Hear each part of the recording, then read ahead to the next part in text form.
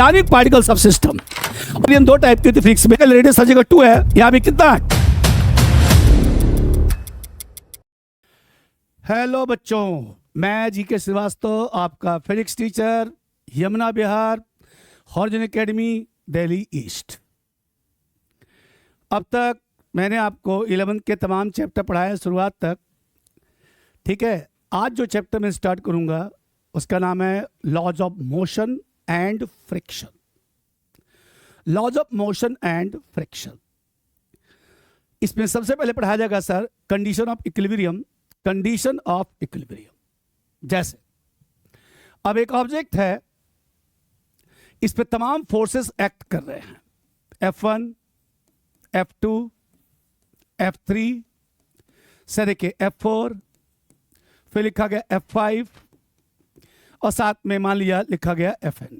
इस पॉइंट पे, इस पॉइंट का रेफरेंस में आप देखेंगे कुछ फोर्सेस आउटवर्ड हैं, कुछ फोर्सेस इनवर्ड हैं और कुछ हॉरिजॉन्टल हैं, किसी कोई कुछ प्रॉपर एंगल पे क्या है, इंक्लाइंड है। तो बोला गया sigma F external equals to 0। ये जितने फोर्सेस यहां पे एक्ट कर रहे हैं, पहली बात तो इनका वेक्टर सम 0 होना चाहिए। अब यहां भी प्रॉब्लम है। एंड दूसरा, इन पे जितने भी फोर्सेस लग रहे हैं उन एक्सटर्नल फोर्सेस का torque should be equals to 0। Equilibrium condition, vector sum of all external forces should be equals to 0 and vector sum of torque of all forces about a point equals to 0। अब यहां भी condition है। पहला, अगर लिखा गया sigma F external equals to 0 तो linear motion में है एंड नॉन एक्सीलरेटेड मोशन है। नॉन एक्सीलरेटेड मोशन है। अगर सिग्मा F इक्वल्स टू 0 है, जितने भी फोर्सेस एक्ट कर रहे हैं अगर उनका वेक्टर सम 0 के बराबर है तो सब वो नॉन एक्सीलरेटेड मोशन है, लीनियर मोशन है। और दूसरा पार्ट देखिएगा सर, और अगर लिखा गया sigma tau external equals to 0 तो रोटेशनल मोशन है और वो भी नॉन एक्सीलरेटेड है। नॉन एक्सीलरेटेड है। तो कुल मिला के सर, अगर किसी ऑर्बिट पे लगने वाले तमाम फोर्सेस का वेक्टर सम 0 के बराबर हो एंड उन तमाम फोर्सेस का किसी पॉइंट के अबाउट निकाला गया टॉर्क का वेक्टर सम 0 के बराबर हो, पहली कंडीशन। और उसमें भी अगर आपने इसको फॉलो किया तो उसे कहेंगे नॉन एक्सीलरेटेड मोशन, और अगर आपने इसे फॉलो किया तो इसे लिखेंगे नॉन एक्सीलरेटेड रोटेशनल मोशन, है ना। तो सिंपल सी बात है, शॉर्ट फॉर्म में बोला जाता है vector sum of all forces are applied on an object is equals to 0, right है। This is condition of equilibrium. आगे और जोड़ सकते हो, उन तमाम फोर्सेस का किसी पॉइंट के अबाउट निकाले गए टॉर्क का वेक्टर सम भी 0 होना चाहिए। अब इसमें कैटेगराइज किया गया कि अगर उन तमाम एक्सटर्नल फोर्सेस का वेक्टर सम 0 के बराबर है तो वो नॉन एक्सीलरेटेड लीनियर मोशन होगा। एंड दूसरा, उन तमाम फोर्सेस का किसी पॉइंट के अबाउट निकाले गए टॉर्क का वेक्टर सम 0 बराबर है तो वो नॉन एक्सीलरेटेड रोटेशनल मोशन होगा। करेक्ट है। So this is the condition for equilibrium. एक नया वर्ड इस्तेमाल किया गया, फोर्स। क्या लिखा गया? फोर्स। अब देखो, इक्विलिब्रियम का भी स्टेटस होता है।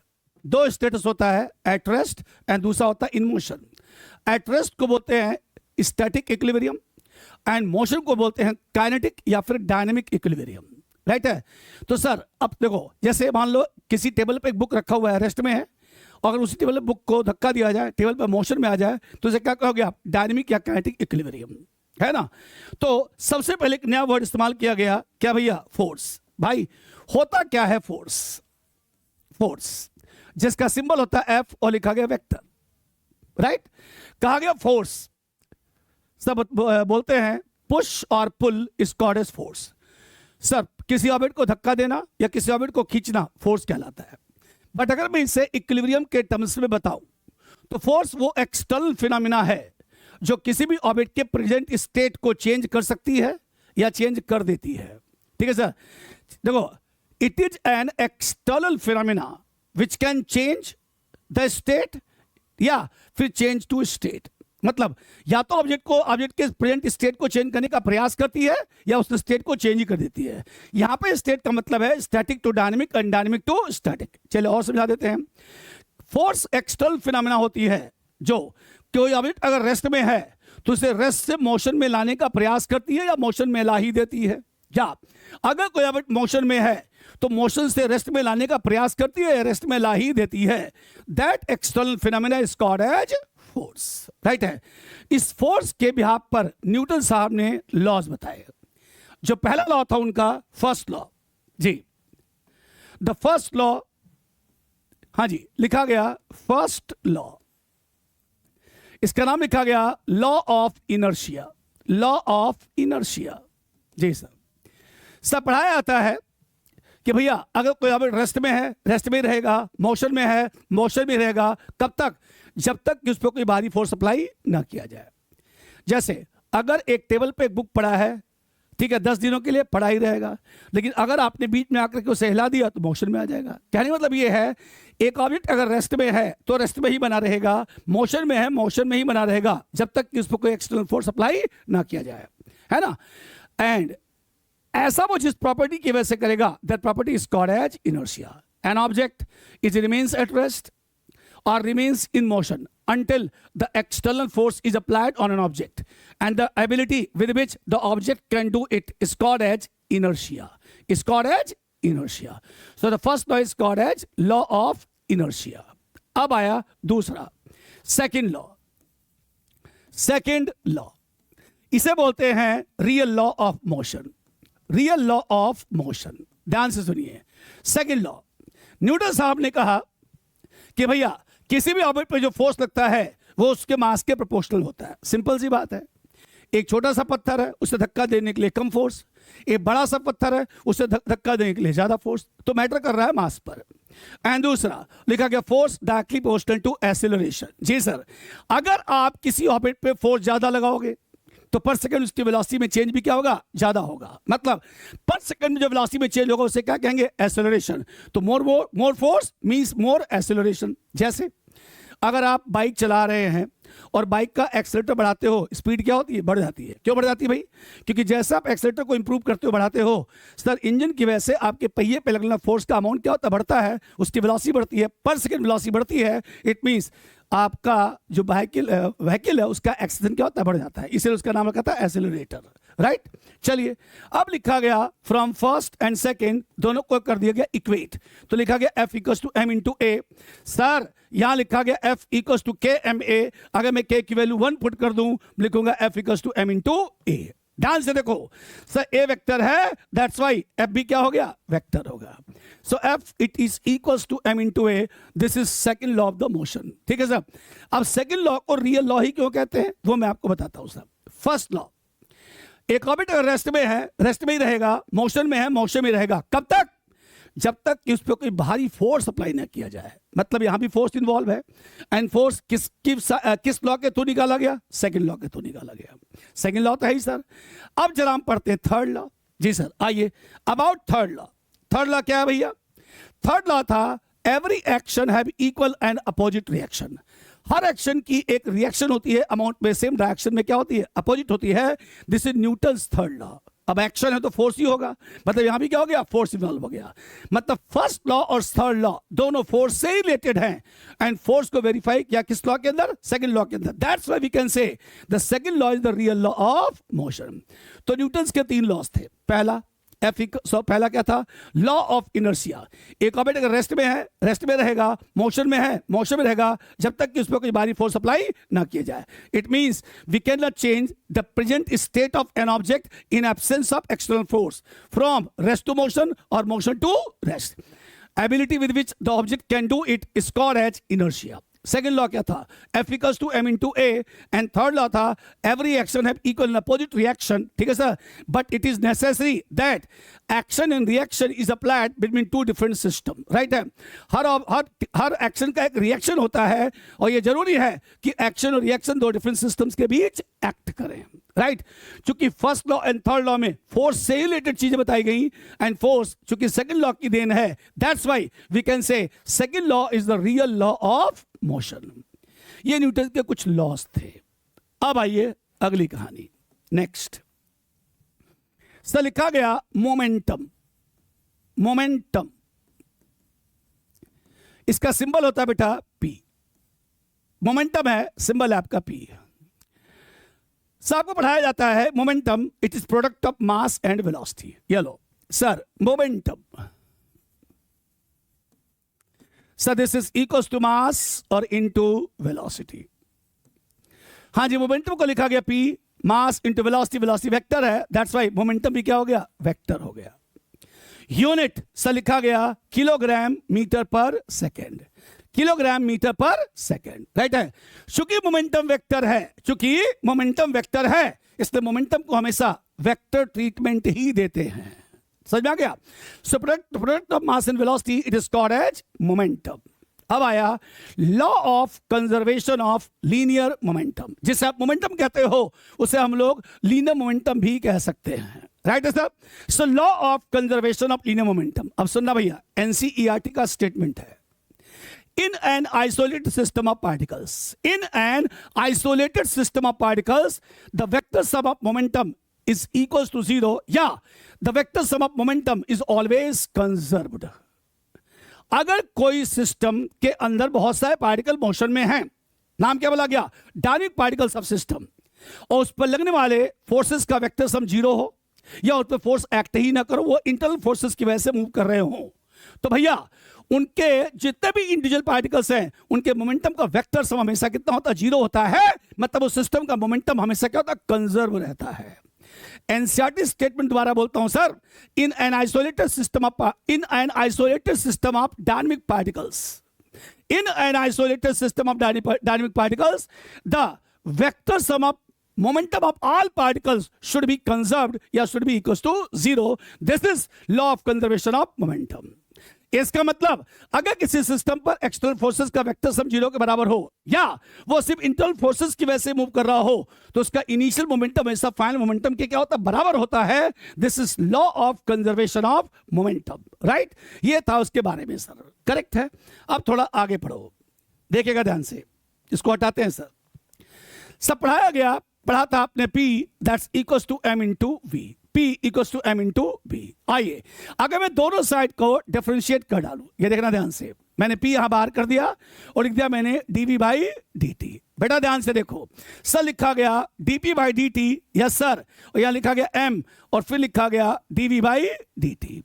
याद करो sir, dV by dt, this is called as acceleration. जी सर, तो यहां लिखा गया dP by dt, yes sir लिखा गया M इंटू ए, और पता होना चाहिए M इंटू ए को हम लोग क्या कहते हैं, फोर्स कहते हैं। सो फाइनली लिखा गया dP by dt that's equals to कितना हो गया, फोर्स। आइए जरा इसके बारे में समझते हैं सब।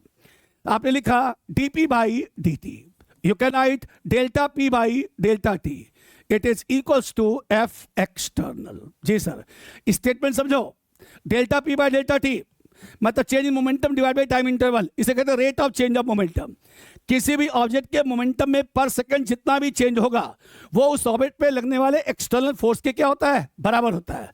किसी भी ऑब्जेक्ट के अंदर पर सेकंड मोमेंटम में जितना भी चेंज हुआ, पर सेकेंड मोमेंटम में जितना भी चेंज हुआ वो उस पे लगने वाले एक्सटर्नल फोर्स के बराबर होता है। So rate of change of momentum is equals to external effort is applied on an object, right. And what is momentum, product of mass into velocity is called momentum in an isolated system of dynamic particles. अगर कोई system dynamic particle से बना हुआ है और वो isolate करता है, मतलब या तो उस पर लगने तमाम फोर्सेस का वेक्टर सम 0 के बराबर है, और अगर नहीं है तो खुद के इंटरनल फोर्सेस की वजह से अगर वो मूव कर रहे हैं, तो उस डायनेमिक पार्टिकल सिस्टम का मोमेंटम का वेक्टर सम हमेशा क्या होता है, 0 बराबर होता है। मतलब उसका मोमेंटम हमेशा क्या होता है, कंजर्व होता है। मतलब उसका इनिशियल मोमेंटम फाइनल मोमेंटम के क्या होता है, बराबर होता है। This is the law of conservation of momentum. ये एनसीईआरटी का स्टेटमेंट है जो मैंने आपको वेरीफाई करके बताया, राइट। चलिए सर, अब क्या बताया मैंने बोला अगर किसी ऑब्जेक्ट के मोमेंटम में पर सेकंड चेंज होता है उसको बोलेंगे rate of change of momentum. तो ऐसा तब होगा जब उस पर कोई फोर्स लगे और वो change momentum, rate of change of momentum उस एक्सटर्नल फोर्स के क्या होगा, बराबर होगा सर, राइट। चलिए थोड़ा आगे बढ़ते हैं, फिर इन सब पे न्यूमेरिकल एक साथ बताऊंगा मैं। नेक्स्ट, अब आया इंपल्स। ये देखिए, अब लिखा गया इंपल्स, सिंबल है I, करेक्ट है सर। सब बोला जाता है the force acts on a body for very short time. For very short time का मतलब हुआ डेल्टा टी, जिसको कहा गया dt अप्रोचेस टू 0, जिसको कहते हैं instant. Sir the force acts on a body for very short time is called as impulse. हम इसे ऐसे भी कह सकते हैं instantaneous force is applied on an object is called as impulse. Yes, किसी भी ऑब्जेक्ट पे कोई फोर्स इंस्टेंट के लगे, मतलब वो टाइम जीरो ना हो लेकिन अप्रोचेस टू जीरो हो, so that force is called as impulse. जैसे अगर आप दीवार में नेल को इंसर्ट करते हैं तो हैमर से नेल पर क्या करते हो, हिट करते हो, तब नेल दीवार के अंदर जाती है. मतलब जिस इंस्टेंट पे हैमर ने नेल को हिट किया, उस इंस्टेंट पे नेल और हैमर के बीच का टाइम ऑफ कांटेक्ट बहुत कम था. एट दैट इंस्टेंट हैमर की वजह से जो नेल पे फोर्स लगा उसे क्या कहेंगे आप, इंपल्स कहेंगे. नेक्स्ट, जब एक बॉल को जमीन पर छोड़ा जाता है ऊंचाई से, तो बॉल जमीन पर जाकर हिट करती फिर बाउंस करती है. जब बॉल ने जमीन पर हिट किया, उस सिस्टम में बॉल और जमीन के बीच का टाइम ऑफ कांटेक्ट क्या था, बहुत कम था. एट दैट इंस्टेंट जो फोर्स एक्ट करता है उसे क्या कहते हैं, इंपल्स. चलो, 50 मंजिला इमारत से कोई पर्सन नीचे गिर जाता है. जब वो जमीन पर जाकर टकराता है, उस सिस्टम में फोर्स एक्ट करेगा, इंपल्स एक्ट करेगा, इंपल्स एक्ट करता है. ठीक है सर. और सुनिए सर, कई जगहों पे, कई कंट्रीज में बड़ी बड़ी बिल्डिंगों को गिराने के लिए या तो डायनामाइट का इस्तेमाल करते हैं या बड़ी सी क्रेन के सहारे एक बड़ा सा पेंडुलम इस्तेमाल करते हैं. उसको इसको स्विंग करते हैं और जाकर के बिल्डिंग पे हिट करवा देते हैं. उस इंस्टेंट पे बिल्डिंग पर इंपैक्ट एक्ट करता, पूरी बिल्डिंग नीचे की तरफ आ जाती है. अगर आप किसी को थप्पड़ मारते हो ना, रहपट मारते हो, चाटा, तो उस इंस्टेंट पे आपके हाथ और उसके गाल दोनों के बीच का टाइम ऑफ कांटेक्ट बहुत कम होता है. So that particular force is applied by you. ठीक है सर. उस पर्सन के गाल पे आपने जो फोर्स अप्लाई किया वो फोर्स नहीं, एक्चुअल में क्या है, इंपल्स है. तो कुल मिला के बात है सर कि अगर कोई ऑब्जेक्ट किसी फोर्स पे, अगर कोई फोर्स किसी ऑब्जेक्ट पे बहुत शॉर्ट टाइम के लगता है, इंस्टेंट के लिए लगता है, so that force is called as impulse. So उसके लिए फार्मूला दिया गया I, this is F into D T. ले भाई सर, यहां लिखा गया आई एफ और यहां लिखा गया आई, और लिख दिया गया बेटा कि डी टी अप्रोचेस टू कितना बोलो, जीरो. Right sir. अब लिखा गया यूनिट ऑफ आई. जी सर, लिखा गया newton second. Dimensional formula sir लिखा गया mlt-2 और सेकंड का कितना हो गया, t. पूरा सॉल्व किया गया तो लिखा गया mlt-1. This is dimensional formula of क्या हो गया, इंपल्स. ध्यान से देखो, ये मोमेंटम के डायमेंशनल फार्मूले के क्या है, बराबर है. ये मोमेंटम के डायमेंशनल फार्मूले के क्या है, बराबर है. आइए थोड़ा हम आगे समझते हैं. सर आपने पढ़ा था अभी, सर क्या पढ़ा था बोलिए, dp by dt equals to f. यहां पर f एक्सटर्नल है. सर लिखा गया dp, जिसको हम लोग डेल्टा p भी लिख सकते हैं. राइट है बेटा. तो क्या लिखोगे, f इंटू डी टी. क्या किया बेटा, क्रॉस मल्टीप्लाई किया, और मैंने लिख दिया सर कि dt अप्रोचेस टू कितना भाई, zero.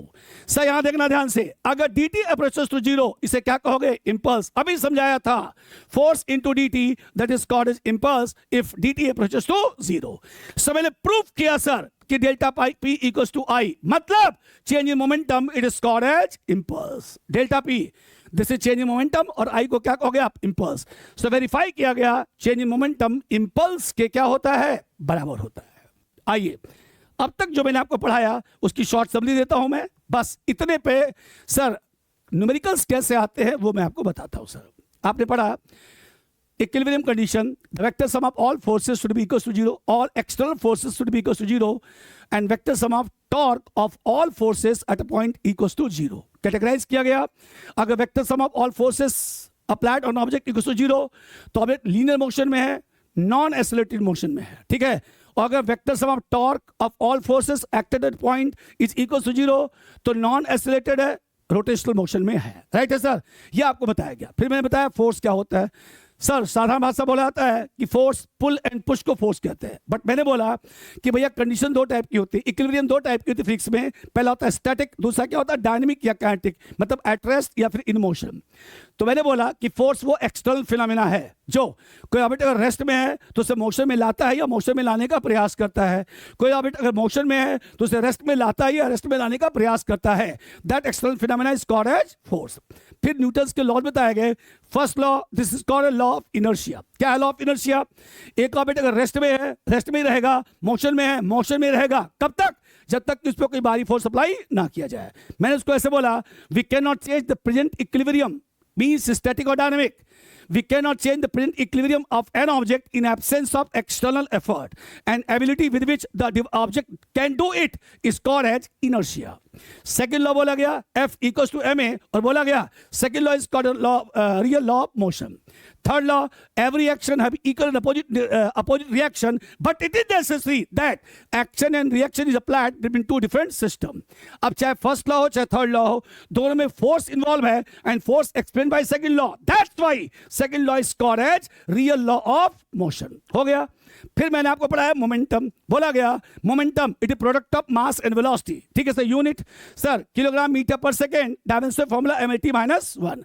Law of conservation of linear momentum according to NCERT statement. Sir, in an isolated system of particles, dynamic particle system, in an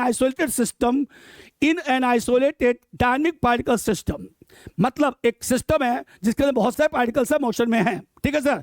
वो सिस्टम आइसोलेट है, मतलब उस पर या तो भारी फोर्स लग नहीं रहा है, और अगर लग रहा है तो वेक्टर सम 0 के बराबर है, या वो खुद के इंटरनल फोर्सेस की वजह से अगर मूव कर रहे हैं तो भैया उन तमाम पार्टिकल्स के मोमेंटम का वेक्टर सम कितना होगा? 0 होगा, कंजर्व होगा. इसे कहेंगे law of conservation of linear momentum. Means उन तमाम पार्टिकल्स का इनिशियल मोमेंटम का वेक्टर सम फाइनल मोमेंटम के वेक्टर सम के क्या होगा? बराबर होगा. This is law of conservation of linear momentum. फिर पढ़ाया गया rate of change of momentum equals to force. अगर किसी ऑब्जेक्ट के मोमेंटम में आप पर सेकंड चेंज करते हैं तो वो उस पर लगने वाले एक्सटर्नल फोर्स के क्या होता है? बराबर होता है. फिर मैंने पढ़ाया आपको क्या चीज? Impulse. What is impulse? The force acts on the body for very short time. In other words, the instantaneous force is applied on an object is called as impulse. अगर किसी ऑब्जेक्ट पर कोई फोर्स बहुत कम time की लगता है, उसका time approaches to 0 होता है, not equals to 0. So that force is called as impulse. Formula पढ़ाया गया I equals to F into dt, where dt approaches to 0. Unit Newton second. Dimension formula mlt minus 1. इसका dimension formula momentum के dimension फॉर्मूले के क्या है? बराबर है. और मैंने आपको प्रूव करके दिखाया कि change in momentum is called as impulse. इतनी सारी बातें मैंने आपको पढ़ाई. अब आइए सर, आपने पढ़ा I equals to F dot D T. ध्यान से सुनो भाई, है ना सर. लिखा गया area of graph plotted between F and T is equal to impulse. जी सर. अगर फोर्स वर्सेस टाइम डायग्राम है और आप उसके एरिया को निकाल लेते हो तो जो आएगा उसे क्या कहोगे आप? इंपल्स. और इंपल्स को क्या कहते हैं? Change in momentum. ध्यान रखना, फोर्स वेक्टर है, इसलिए फोर्स की वैल्यू लेते समय पॉजिटिव है तो पॉजिटिव लेंगे, नेगेटिव है तो नेगेटिव लेंगे. लाइक जा ध्यान से समझना. लाइक में अगर मैं यहां पे लिखूं टाइम, यहां लिखूं मैं फोर्स इन न्यूटन. लो भाई, न्यूटन, नीचे भी फोर्स इन न्यूटन, लेकिन वो नेगेटिव होगा, ऊपर कैसा होगा? पॉजिटिव होगा. और टाइम इन कितना बोलो? सेकंड. लो बेटा, मैंने इस तरह से एक ग्राफ बनाया लाइक दिस. ध्यान से देखना. यहां लिखा गया 2, यहां लिखा गया 4, यहां लिखा गया 6, यहां लिखा गया 8. राइट है सर. यहां लिखा गया 2, यहां नीचे लिखा गया कितना बोलो? 2. अब कहा गया कैलकुलेट इंपल्स या चेंज इन मोमेंटम. चलो भाई, अगर आप इंपल्स निकालोगे तो क्या लिखोगे बेटा? बोला बोलिए. Area of the graph. ध्यान से देखो, ऊपर भी सेमी सर्कल है, नीचे भी सेमी सर्कल है. कैसे? ये देख बेटा, 2 2 2, ये भी 2 2 एंड 2. मतलब ये सेमी सर्कल रेडियस हर जगह 2 है, यहां भी कितना? 2 है. तो इसका मतलब क्या हुआ? ऊपर वाले सेमी सर्कल और नीचे वाले सेमी सर्कल की एरिया क्या होगी? सेम होगी. लेकिन ऊपर वाले सेमी सर्कल की एरिया पॉजिटिव आएगी और नीचे वाले की कैसी होगी? नेगेटिव. क्यों? क्योंकि ऊपर का फोर्स कैसा लोगे? पॉजिटिव. नीचे का कैसा लोगे? नेगेटिव. दैट्स व्हाई क्या हुआ बोलो? इंपल्स कितना हो गया? 0. मतलब इस फिगर से पता चला इंपल्स कितना हो गया? 0. और पढ़ाया गया था delta P equals to I, मतलब चेंज इन मोमेंटम कितना हो गया? 0. चेंज इन मोमेंटम मतलब final momentum minus initial momentum 0. चलो, फाइनल मोमेंटम में वेलोसिटी लिखा गया V और इनिशियल मोमेंटम में लिखा गया velocity U. U initial velocity, V final velocity. भैया अगर इसको सॉल्व करोगे तो लिखोगे MB इक्वल्स टू MU. सो लिखा गया V, दैट्स इक्वल्स टू कितना हो गया? U. अब अगर मैं यहां पे लिखूं T और यहां लिखूं मैं velocity, so we get a straight line. जी सर. टाइम घटा बढ़ाओ, वेलोसिटी कैसा है? कांस्टेंट. इसका मतलब अगर आप इस फोर्स वर्सेस टाइम डायग्राम को वेलोसिटी वर्सेस टाइम डायग्राम में कन्वर्ट करते हैं तो आप कुछ इस तरह से कन्वर्ट कर सकते हैं. कुल मिला के बात ये समझ में आई कि अगर फोर्स वर्सेस टाइम डायग्राम है और आपने उस ग्राफ की एरिया निकाल ली तो आपका निकल जाएगा impulse means change in momentum. Right. चलिए अब हम ये हटाते हैं. कुछ क्वेश्चन है जो law of conservation of momentum पर बेस्ड है. ठीक है सर, ध्यान से सुनना. कहा गया 2 पॉइंट मासेस अब मासेस 2 kg एंड 3 kg. लो भाई, पहला मास 2 kg एंड दूसरा मास 3 kg है sir. 2 point masses 2 kg and 3 kg are moving with velocity v1 I plus j plus k meter per second and v2 sir लिखा गया 2I minus j और minus k sir metre पर second. लो जी 2 kg की velocity है, 3 kg की velocity है. ठीक है सर. 2 point masses, ठीक है sir, 2 kg and 3 kg are moving with velocity v1 and v2. ठीक सर. दे आर कंबाइंड टुगेदर, वो आपस में जुड़ जाते हैं. Calculate velocity of system, calculate velocity of system. लो भाई सर पहले ये m1 था, दूसरा ये m2 था, बाद में दोनों कंबाइन हो गए, क्या हो गया m1 प्लस m2. राइट है. वेलोसिटी कितनी है नहीं पता. सर इसकी वेलोसिटी v1, इसकी वेलोसिटी कितना हो गया v2. According to law of conservation of momentum p1 plus p2 should be equals to sir p vector. Yes sir. इन दोनों के मोमेंटम का सम इसके मोमेंटम के क्या होगा, बराबर होगा. ये देखो sir. So you can right m1 into v1, आगे बोलो you can right m2 into v2, और यहां लिखेंगे आप m1 प्लस m2 और साथ में क्या लिखोगे v. m1 लिखा गया 2, यहां लिखा गया i प्लस j और लिखा गया प्लस k. जी सर. यहां लिखा गया 3, v2 जब क्या लिखोगे 2i माइनस j और माइनस k, और यहां लिखा गया 2 प्लस 3 और साथ में क्या लिखा गया v वेक्टर. वो मेरे को चाहिए सर. सिंप्लीफाई करो 2i एंड 5i कितना लिखा गया 7i. सर 2j और माइनस 3j सर लिखा गया माइनस j. सर 2k और माइनस 3k लिखा गया माइनस k, और यहां लिखा गया 5 टाइम्स ऑफ b कैप. दोबारा चेक करो 2i 3i, sorry 3 and 2 6 and 2 8i आ गया. सॉरी ये हो गया 8i भाई. 3 into 2 6 and 2 कितना हो गया 8i. 2j और minus j minus 3j sir minus j. 2k और minus 3k minus k 5b. Right sir. अगर यहां से निकालते हो v तो लिखोगे 8/5 i कैप. जी sir. Sir 1/5 j cap. Sir 1/5 k cap, और बाहर लिखा गया क्या चीज मीटर पर second according to law of conservation of linear momentum. Right है. तो ये आई जे के फॉर्म में था. करेक्ट है. आगे सुनिए नेक्स्ट. कहा गया an object of mass 6 kg, an object of mass 6 kg is initially at rest. एक ऑब्जेक्ट है जिसका मास 6 kg है, वो शुरुआती दौर में रेस्ट में है. Suddenly exploded into 3 parts of mass ratio 1:2:3. अचानक वो 3 हिस्सों में फट जाता है 1:2:3. फर्स्ट 2 masses, जो पहले 2 masses हैं, are moving with velocity of 8 metre पर second and 3 meter per second respectively. 8 meter per second and 3 meter per second respectively, perpendicular to each other. Calculate velocity of third part. रुको एक एक चीज को समझना.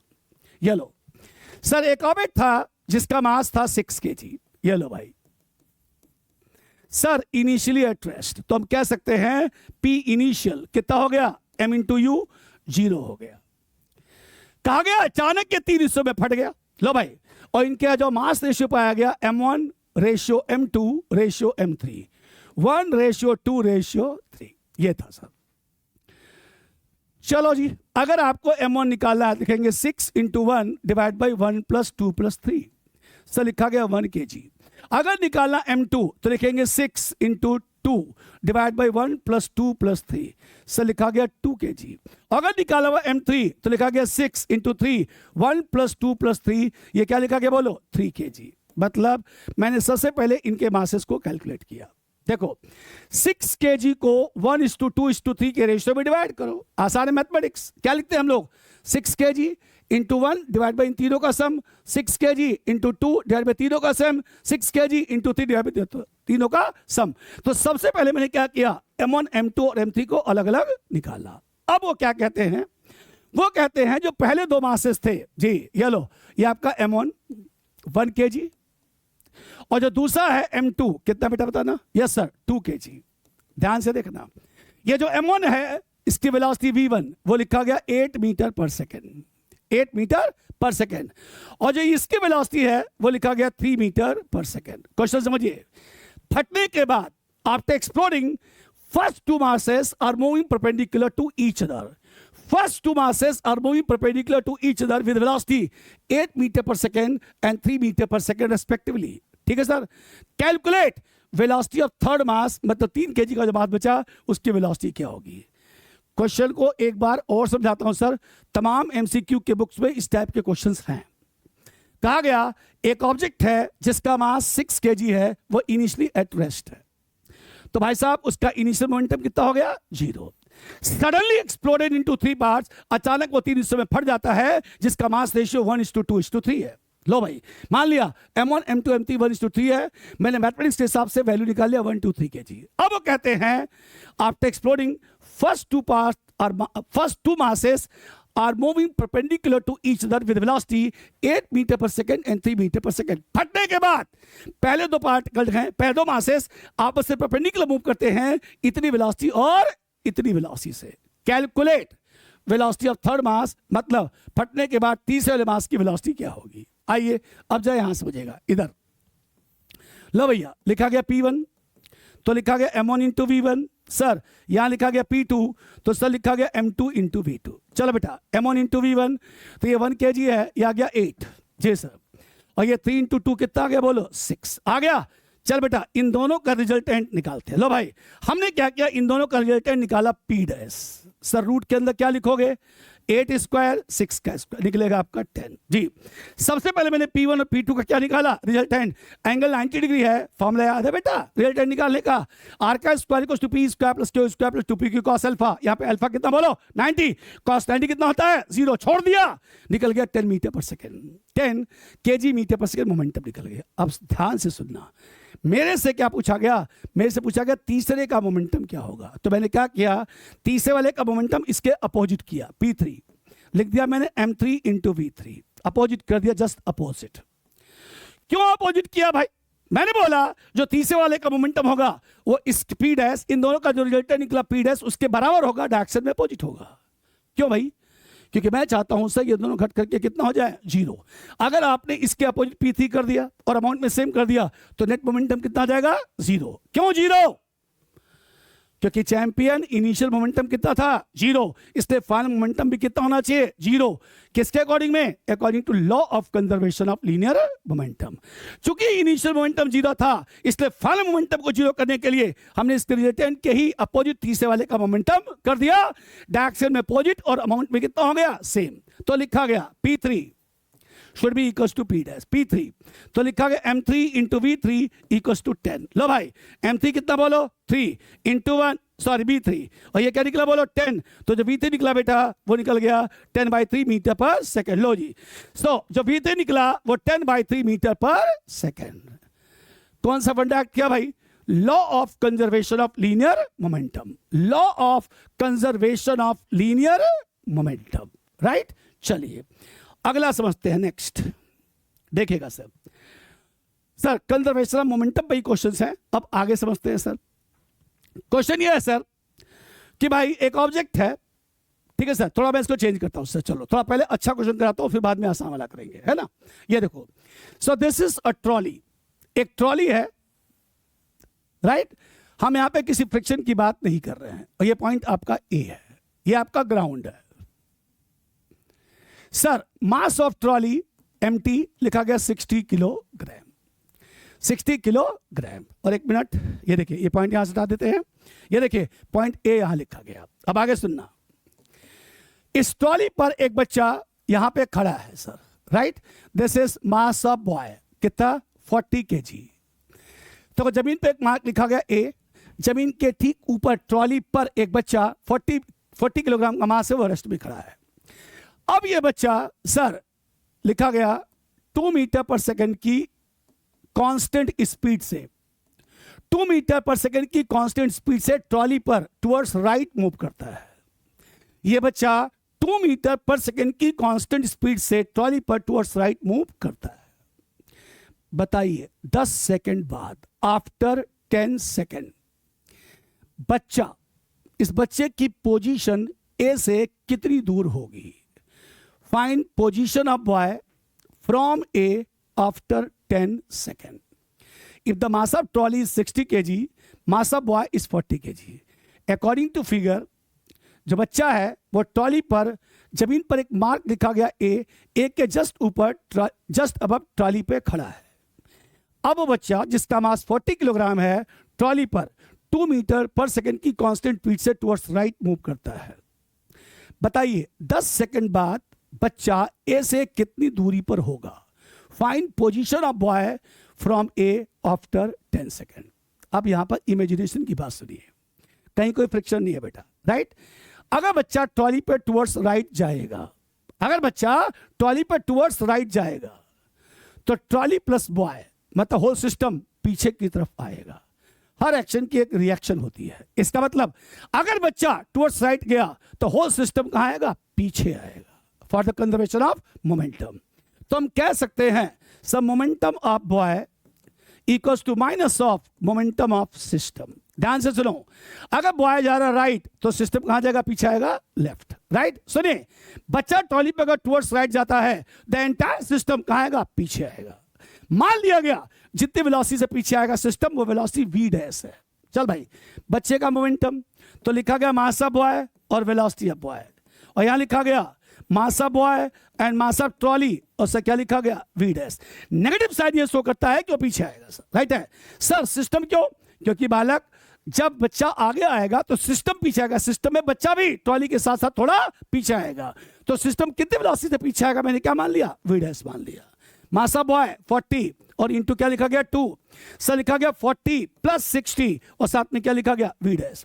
तो लिखा गया 80/100 इक्वल्स टू v डैश। सो लिखा गया v डैश, लिखा गया माइनस 0.8 मीटर पर सेकेंड। माइनस ये शो करता है कि सिस्टम कहां जाएगा, पीछे। कितनी वेलोसिटी जाएगा, 0.8 मीटर पर सेकेंड। तो सबसे पहले क्या करेंगे आप, सबसे पहले मैंने ये निकाला कि बच्चा गया कहां गया, आगे, एंड एंटायर सिस्टम कहां गया, पीछे, करेक्ट।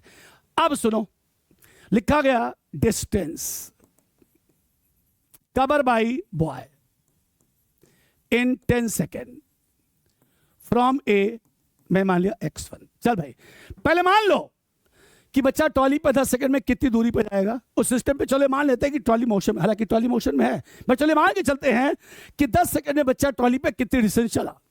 बच्चे की वेलोसिटी गिवन है 2 और टाइम कितना बोलो 10, 20 मीटर आगे गया ना बेटा, 20 मीटर आगे गया। लेकिन सिस्टम भी तो पीछे आया, कितनी वेलोसिटी पीछे आया, इतना। तो 10 सेकंड में सिस्टम कितना पीछे आया, यस सर, लिखा गया system moves back in 10 second. मैंने मान लिया x2, तो x2 क्या लिखोगे, v dash into t, yes sir. v dash कितना बोलो 0.8 और टाइम कितना बोलो 10, सर लिखा गया 8 मीटर पर सेकेंड। अब ध्यान से सुनना, बच्चा ट्रॉली पे 10 सेकंड में 20 मीटर आगे जाता है और एंटायर सिस्टम 10 सेकंड में कहां आता है, 8 मीटर पीछे आता है। तो बताइए एक्चुअल डिस्टेंस फ्रॉम ए कितना आ गया, सर लिखा गया 20 आगे गया और 8 पीछे आ गया, कितना आ गया 12 मीटर। मतलब बच्चा ए से 12 मीटर की दूरी पर पाया जाएगा। बेसिक कंसेप्ट क्या था, conservation of momentum. Conservation of momentum मतलब मैंने इसको फॉलो किया, राइट। बच्चा ट्रॉली पर आगे गया एंड एंटायर सिस्टम कहां गया, पीछे गया। बच्चा ट्रॉली पर इतनी वेलोसिटी से जा रहा है और सिस्टम कहां रहा, पीछे आ रहा है। सिस्टम में बच्चा प्लस ट्रॉली दोनों साथ साथ आएंगे, तो मैंने आपको बताया सर इतनी वेलोसिटी से कहां जाएगा, वो पीछे जाएगा, राइट। अब मैंने सबसे पहले निकाला कि सिस्टम कितनी वेलोसिटी से पीछे आया, करेक्ट है। उसके बाद मैंने देखा, मैंने ट्रॉली को भूल गया, मैंने देखा बच्चा 10 सेकंड में कितनी दूर जा सकता है। वेलोसिटी गिवन है और डिस टाइम गिवन है 20 मीटर जा सकता है। बट मैंने देखा कि बच्चा 20 मीटर तो आगे जाएगा, लेकिन ट्रॉली भी तो पीछे आएगी। तो ट्रॉली और ट्रॉली मतलब सिस्टम पीछे आएगा। तो सिस्टम की पीछे लौटने की वेलोसिटी कितनी बोलो 0.8 है। 10 सेकंड में वो कितना पीछे आएगा, मैंने देखा 0.8 इंटू 10, 8 मीटर पीछे आ गया। मतलब 12 मीटर आप आगे गए, 20 मीटर आगे गए और 8 मीटर पीछे लौट के आए। तो ए से आपकी एक्चुअल डिस्टेंस कितनी होगी, 20 - 8 that's equals to 12 metre, right है। ये अभी मैंने आपको पढ़ाया कंजर्वेशन ऑफ मोमेंटम पे सिर्फ 2 क्वेश्चन, आज यहीं तक है। आज मैंने बेसिक क्लियर किया। कल की परसों की जो क्लास होगी, सॉरी जो नेक्स्ट क्लास होगी उसमें मैं आपको फिर इसके आगे कंजर्वेशन ऑफ मोमेंटम, इंपल्स, तमाम क्वेश्चंस कराऊंगा जो सीबीएसई में तो पूछे जाते हैं, साथ ही साथ नीट और आईआईटी जेईई मेंस में बहुत सारे पूछे जाते हैं। ये जितने भी क्वेश्चन मैं कराऊंगा सभी के सभी एमसीक्यू बुक्स में अवेलेबल हैं। आप इसको पढ़ सकते हैं, इनकी प्रैक्टिस कर सकते हैं, इनके थॉट्स को क्लियर कर सकते हैं। बस आज यहीं तक है। अपना ध्यान रखिए, स्वस्थ रहिए, मस्त रहिए। इस चैनल को सब्सक्राइब करें, बच्चों के भी शेयर करें, अपने दोस्तों को भी शेयर करें, उनको भी दिखाएं, साथ में बैठ के पढ़ें और डाउट्स को भी बैठ करके क्लियर करें। नेक्स्ट सेशन में आशा करूंगा कि आप लोग फिर से जुड़ेंगे और इसके आगे कनेक्ट होकर के लॉज ऑफ मोशन और उसके तमाम प्रॉब्लम्स को पढ़ेंगे। धन्यवाद।